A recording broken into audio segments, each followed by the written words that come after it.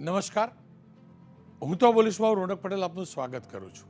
આજે હોળી એટલે કે હોળિકા દહનનો દિવસ અને આજના દિવસે આપણે દૂષણનું દહન કરતા હોઈએ છીએ અને એટલે જ હું તો બોલીશના 1084માં એપિસોડના બે મુદ્દા આ જ પ્રકારના દૂષણના દહન માટે છે અને દૂષણ આપણે તમામ લોકો મળીને દૂર કરી શકીએ છીએ. પહેલું દૂષણ છે ભેળસેળનું દૂષણ. આ ભેળસેળનું દૂષણ આપણા તમામ માનવ જીવો માટે ખતરનાક છે અને ભેળસેળિયાઓનો પર્દાફાશ કરવો છે. અને બીજું દૂષણ જેના મુદ્દે ભાગ્યે જ સમાજ ક્યારેય કોઈ ચર્ચા કરે છે અને એ દૂષણ છે ભીખ માગવાનો ધંધો. આપણે તમામ લોકો જાણીએ છીએ 4 રસ્તા ઉપર ભીખ માગવા હોય છે. આપણે તમામ લોકો જાણીએ છીએ ભીખ માગવા માટે 4-6 મહિનાના બાળકનો ઉપયોગ કરાય છે, પણ આપણે ક્યારેય બોલતા નથી અને ક્યારેય વિશે ગંભીરતાથી ચર્ચા પણ નથી થઈ અને કાર્યવાહી પણ નથી થઈ. એટલે જ એ સામાજિક દૂષણને દૂર કરવા માટેનો આ મુદ્દો છે. શરૂઆત કરીએ ભેળસેળના દૂષણના દહન કરવાના મુદ્દાથી. ભેળસેળ સમા નથી રહી. સંસ્કારમાં ભેળસેળ થઈ ગઈ, સમાજ જીવનમાં ભેળસેળ થઈ ગઈ, સંબંધોમાં ભેળસેળ થઈ ગઈ અને જેટલી ભેળસેળ વધે છે ને એટલો માનવ જીવન માટે ખતરો છે. અને સમાજ જીવન હોય કે સંબંધો હોય, એ ભેળસેળ ક્યાંથી આવે છે?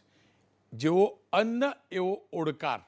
જી હા, અનાજની અંદર એટલે કે આપણે જે ખાઈએ અને પીએ છીએ એની ભેળસેળ આપણે તમામ રીતે બરબાદ કરી રહી છે, તમામ રીતે બરબાદ કરી રહી છે. ભેળસેળિયાઓ નફો કમાવા માટે તમામ પ્રકારના ઉત્પાદનોમાં ભેળસેળ કરે છે. એ જ કારણ છે બીમારીઓ વધી છે, એ જ કારણ છે હેરાનગતિ વધી છે, એ જ કારણ છે એ પ્રકારનું ખાઈ ભેળસેળવાળું ખાઈ આપણું દિમાગ પણ ખરાબ, આપણા સંસ્કારો પણ ભેળસેળવાળા થયા છે. અને જ્યારે ભેળસેળની વાત થાય છે ને ત્યારે ભેળસેળ સૌથી વધુ ઘાતક દૂધ ઉત્પાદનોમાં સાબિત થાય છે.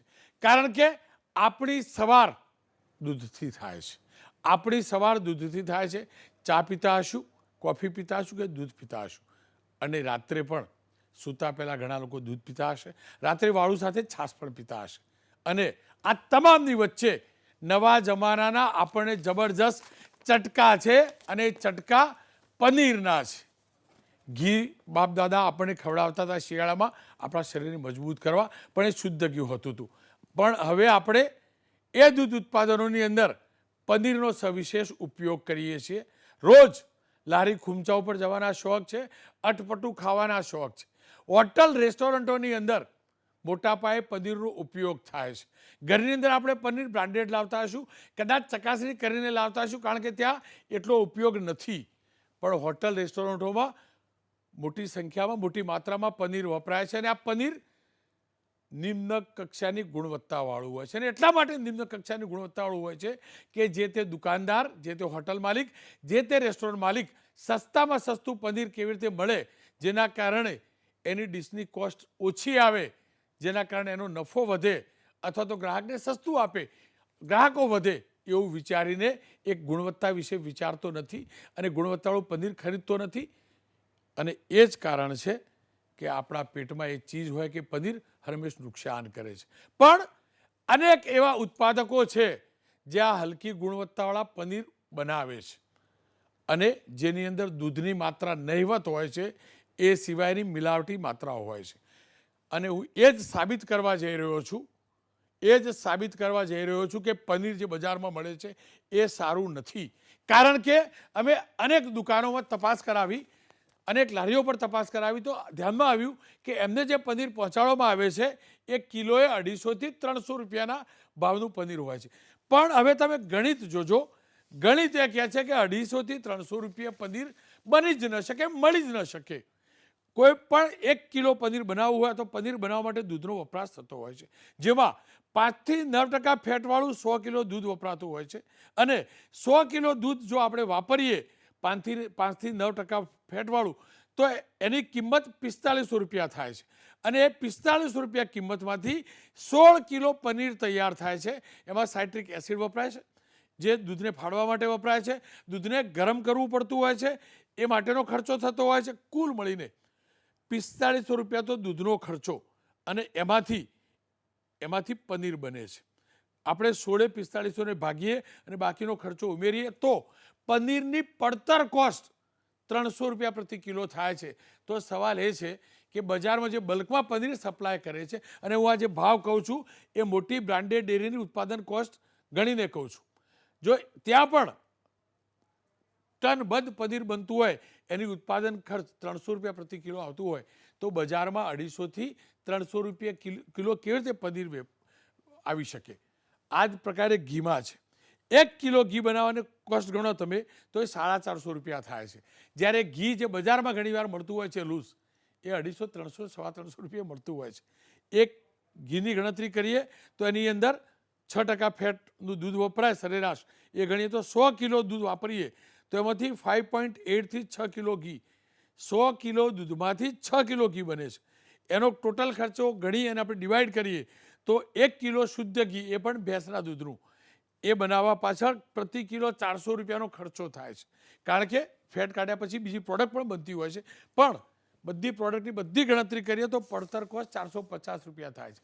તો બજારમાં 250, 300, 350 રૂપિયાવાળું ઘી કેવી રીતે મળે છે? અને આ જ બધું બતાવે છે કે અનેક ઠેકાણે ભેળસેળનો વ્યાપાર ચાલે છે. અને મહાનગરપાલિકાઓ, નગરપાલિકાઓ, આરોગ્ય વિભાગ ઘણીવાર પકડતું પણ હોય છે. સુરતની જ વાત કરું તો સુરતમાં 2 દિવસ પહેલાંના ફૂલ સ્ક્રીન દ્રશ્યો જોજો.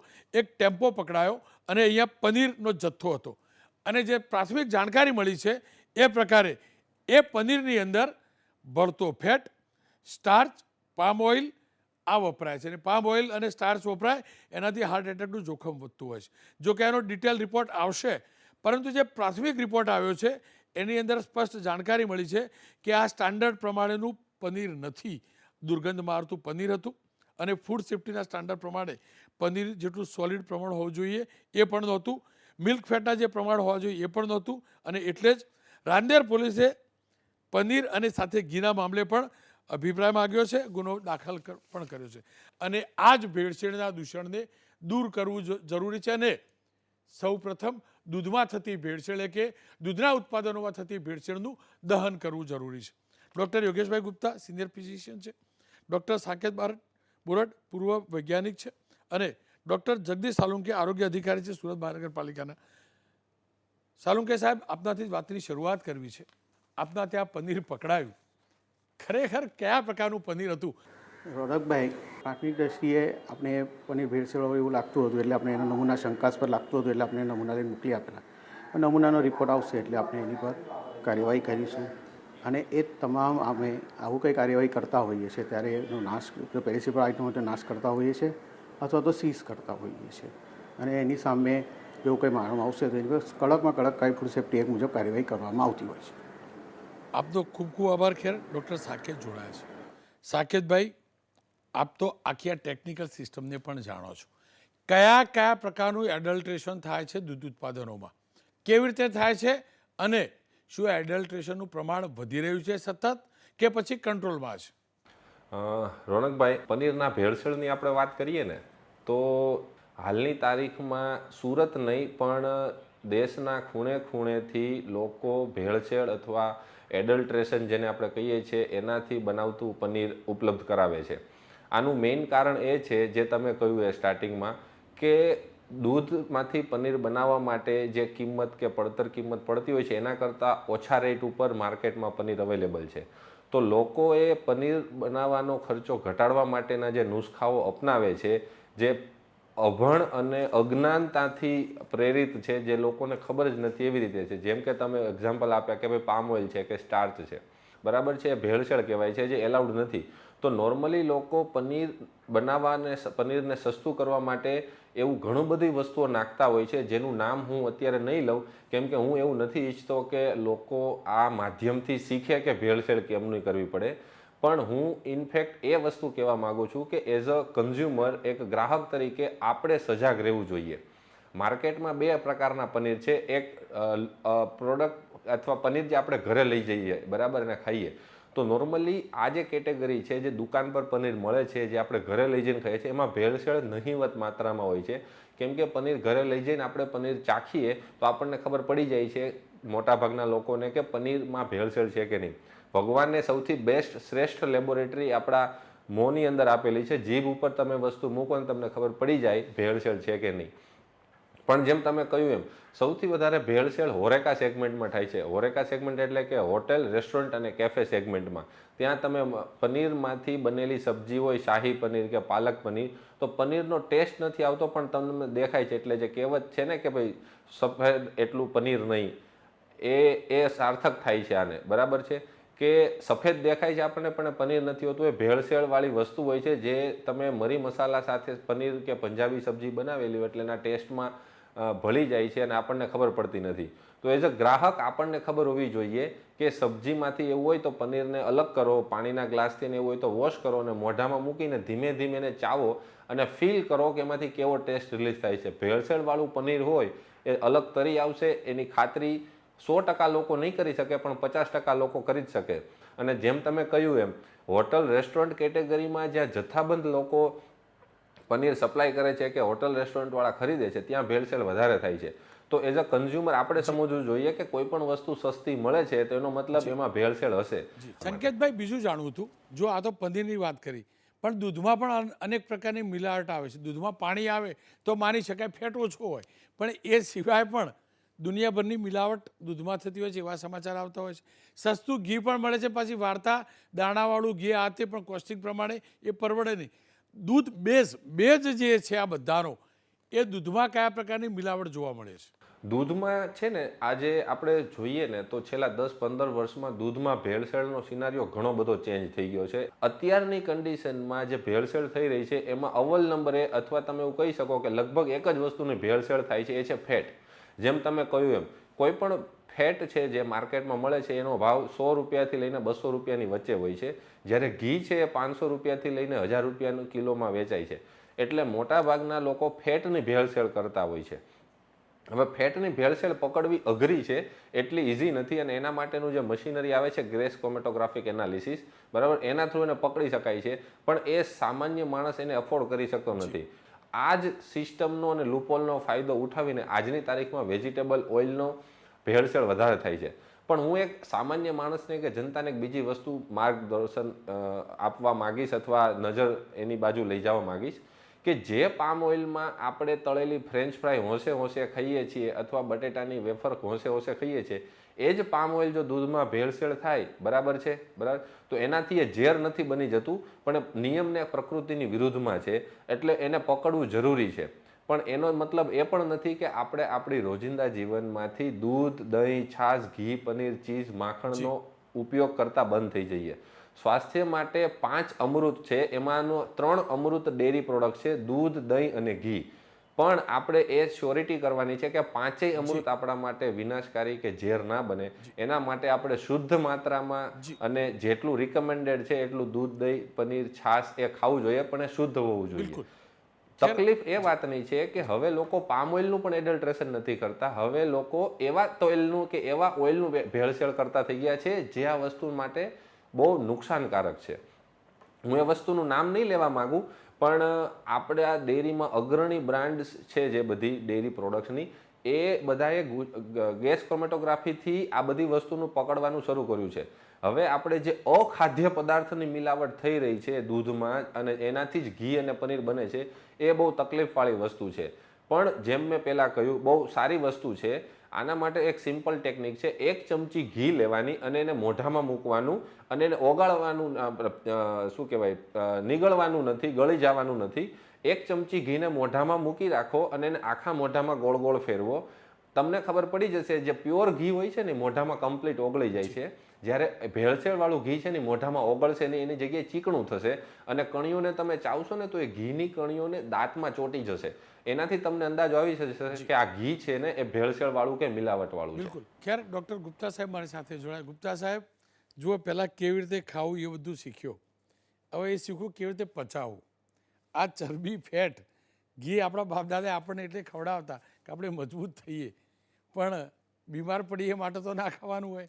ડાયરિયા થઈ જાય, આ થઈ જાય, કેટલું થાય. મારે તમારી જોડે આ જ સમજવું. ડૉક્ટર સાહેબ, આપણે હૃદયની બીમારી અને બ્લોકેજ ને આ બધું પેલું ફેટ બધા ડૉક્ટરો કરે. હું બી તો આ કોરોનાના કારણે ઘણીવાર આશંકા ઊભી કરતો હતો.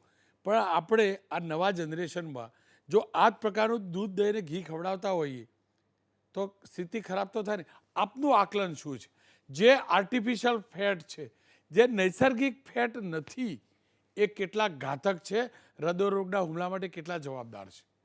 નમસ્કાર રોનકભાઈ, પહેલાં તો તમને સલામ છે કે તમે છેલ્લા 6-8 મહિનાથી આ જે ચળવળ ચલાવી રહ્યા છો ને, મેં છેલ્લા 20 વર્ષના અંદર કોઈ મીડિયા હાઉસને આ ચળવળ ચલાવતા નથી જોઈ. કોન્સ્ટન્ટલી આ ભેળસેળને દૂષણની અગેન્સ્ટ એક ચળવળ ચલાવી રહ્યા છો. So thank you for that as a normal common citizen. દૂધ છે, દહીં છે અને ઘી છે, આ ત્રણેયની અંદર તમે જુઓ ને તો આ ત્રણેય આપણા માટે ફાર્મ હાઉસ ઓફ ડિસીઝ બની ગયા છે. હું ખાઉં તો મરું, ના ખાઉં તો મરું. ત્રીજી વસ્તુ છે તે કહેવા માગું છું ને, આપણા દેશની અંદર અત્યારે જે પેટ્રિયોટિઝમ કે નેશનલિઝમ ચાલે છે ને, એ કયા લેવલનું ચાલે છે કે ટેરરિસ્ટ આવે ને પાકિસ્તાનનો ને ચાઇનાનો, એ આપણને મારે ને તો આપણે એની સામે બધા જ કાયદાઓ બનાવીએ છીએ. પણ આપણા દેશની અંદર આ દૂષણનો જે માફિયાઓ છે ને, એ દરરોજ આપણા ઘરની અંદર સવારે 6 વાગ્યાથી લઈને રાતના 10 વાગ્યા સુધીમાં એટલી વસ્તુઓ પેક કરીને મોકલે છે ને, બોમ્બની જેમ, જે તરત ફાટતું નથી. એ 10 વર્ષે કે 20 વર્ષે ફાટે, અને ત્યારે ફાટે ને ત્યારે આખું ઘર પાયમાલ થઈ જાય છે.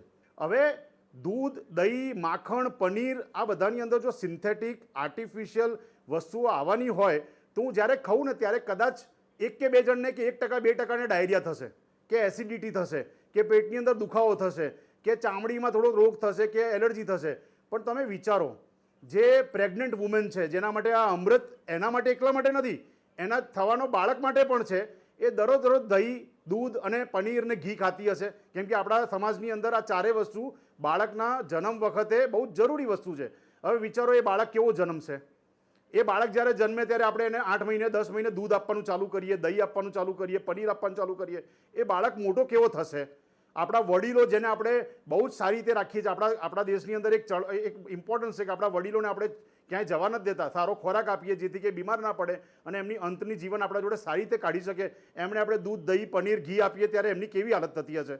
આ બધી વસ્તુઓ વિચારો ને તો તમને ખ્યાલ આવશે કે આ દૂષણના માફિયાઓ દરરોજ મારા ઘરની અંદર મારી બહેનોને, મારા બાળકોને, મારા વડીલોને, બધાને દરરોજ ઝેર આપી રહ્યું છે ધીરે ધીરે. અને જ્યારે એ ઝેરનું પ્રમાણ પોઈઝનમાં કન્વર્ટ થાય, એનું એક જ સિમ્પલ પોઈઝન તમને કહું, આ દૂધની ડેરી પ્રોડક્ટની અંદર, એ છે ઓમેગા-6. બધા પૂફા, મુફા, સેચ્યુરેટેડ, અનસેચ્યુરેટેડ ફેટની બહુ બધી મોટી વાતો કરતા હોય છે, પણ ઓમેગા-6 માટે ક્યારેક વિચારજો કે કેટલું ઘાતક છે અને કેટલું હાનિકારક આ બધી વસ્તુઓને કારણે આપણા બોડીમાં એન્ટર થાય છે. એક સિંગલ સેન્ટેન્સમાં કહું, ઓમેગા-6 જો મારા બોડીમાં વધે ઓમેગા-3 કરતાં, તો નોર્મલ કોલેસ્ટ્રોલ સાથે પણ મને એટેક અને સ્ટ્રોક આવી શકે. એટલે તમે વિચારો, પેટની તકલીફ, હાર્ટની તકલીફ, બ્રેનની તકલીફ, કેન્સરની તકલીફ, હાડકાની તકલીફ, આ બધી વસ્તુઓ મારા દેશની અંદર કેમ વધી રહી છે ને, એનો પુરાવો આયુષ્માન ભારત છે. 6 કરોડથી વધારે જનતાએ કેન્સર, હૃદય, ની ઇમ્પ્લાન્ટ, એ બધું કરાવડાયું છે. વિચારો કેટલા લોકો વધી રહ્યા છે. આ ડેટા છે આપણો. એટલે કોઈ મને એમ કહેતું હોય કે ભેળસેળ ઘટી ગઈ છે, ખાલી ચીટિંગ થઈ રહી છે, તો હું માનવા તૈયાર નથી. તમને એક સિમ્પલ તારણ આપું, consumer research and education society અમદાવાદમાં છે, એને 31 પોપ્યુલર બ્રાન્ડ ઓફ ઇન્ડિયાની મિલ્કની તપાસણી કરી હતી અને એને ડેટા આપ્યો હતો ગવર્મેન્ટને, જેમાં સૌથી ઘાતક બેક્ટેરિયા એમાં જોવા મળ્યા હતા. એમાંનો એક બેક્ટેરિયા તો બ્રુસેલોસિસ. આ બધા સાથે પણ એ રિપોર્ટ નથી એ લોકોએ પ્રકાશિત કર્યો. એ રિપોર્ટ ઉપર નથી એ લોકોએ કોઈ એક્શન લીધી. કેમ કે 31 પોપ્યુલર બ્રાન્ડ્સ હતી, કોઈ સામાન્ય બ્રાન્ડ નહોતી. છેલ્લી વાત, હું રેસ્ટોરન્ટમાં બેઠો હોઉં અને મેં પનીર મંગાવ્યું હોય, હું એ પનીર માંથી પનીર કાઢું, એ પનીરને હું પાણીમાં નાખું, પછી એને મોઢામાં નાખું. જો બધા જ આવું કરતા થઈએ રેસ્ટોરન્ટમાં, તો વિચારો કેવું દ્રશ્ય સર્જાશે. આપણા તો મીડિયાની અંદર વારાન્યારા થઈ જાય જો આવા દ્રશ્યો આપણે દરરોજ પ્રકાશિત કરીએ તો. એટલે કન્ઝ્યુમરનો વાંક ગુનો નથી, એને તો ખબર જ નથી કે કેટલા બોમ્બો એ દરરોજ ખાય છે. એટલે દૂધ, દહીં અને ઘી અમૃત નથી રહ્યું મારા બાળકો, મારા બહેનો અને મારા વડીલો માટે. એ ઝેર બની ગયું છે. ડૉક્ટર, આપનો ખૂબ ખૂબ આભાર. અને મારો પણ એ જ પ્રયાસ છે કે સતત હેમર કરવું સિસ્ટમ સુધારવા માટે. આવા અનેક દૂષણો છે અને આ દૂષણ સૌથી વધુ ઘાતક છે. મિલાવટ સૌથી વધુ ઘાતક છે. દહીં, દૂધ પૂરતી જ નહીં, અનેક ખાદ્ય પદાર્થો એવા છે જેમાં મિલાવટ થાય છે અને આતંકી આપણને એકવાર મારી જાય છે. મિલાવટનો આતંક આપણને રોજ મારે છે. આતંકવાદી માટે કાનૂન છે, પણ રોજ મારનારા મિલાવટખોર આતંકીઓ વિરુદ્ધ નક્કર કાર્યવાહીનો કોઈ કાનૂન નથી. આશા રાખું આ દૂષણના દહન માટે મજબૂત કાનૂન બને અને કમસે કમ મિલાવટખોર એ પણ સમજે કે એક પ્રોડક્ટમાં એ મિલાવટ કરતો હશે પણ બાકીની પ્રોડક્ટ મિલાવટી એના ઘરમાં પણ આવશે એ પણ ખાતો થશે. એની નૈતિક જવાબદારી સમજી. ખેર, એક વિરામ લઈશ. વિરામ બાદ વાત કરીશ આવું જ એક દૂષણ જે કાનૂનની ભાષામાં પણ દૂષણ છે, સામાજિક ભાષામાં દૂષણ છે અને આપણા તમામ માટે શરમ પણ છે. એની કરીશ વાત.